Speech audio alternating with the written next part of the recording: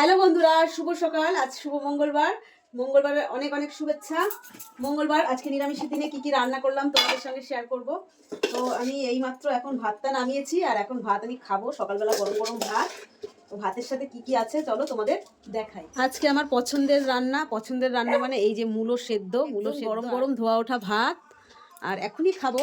নিয়ে নিচ্ছি এক সর্ষের তেল।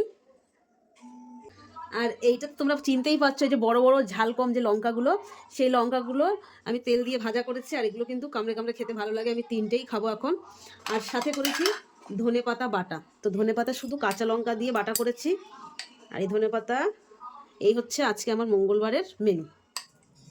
তো মঙ্গলবারে আমি যখন রান্না করি তো নিজের মতন করে যা খুশি। আর আমি তো খেতে সব কিছুই ভালোবাসি, আমার কোনো অসুবিধা নেই যে এটা খাবো না ওটা খাবো না। তো আজকে মেনুটা তোমাদের কেমন লাগলো জানিও। আর দেরি না করে গরম গরম ভাত আমি খাওয়া শুরু করে দিচ্ছি। যা ঠান্ডা পড়েছে, ভাত ঢালতে ঢালতেই না ঠান্ডা হয়ে যায়। এখন বাজে বেলা 12টা।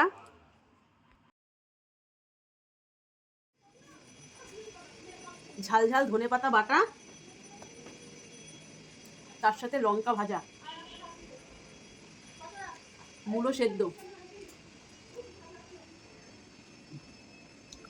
সকালবেলার খাবারটা দারুণ। তো বন্ধুরা, ভিডিওটা আর বেশি লম্বা করবো না। বাই।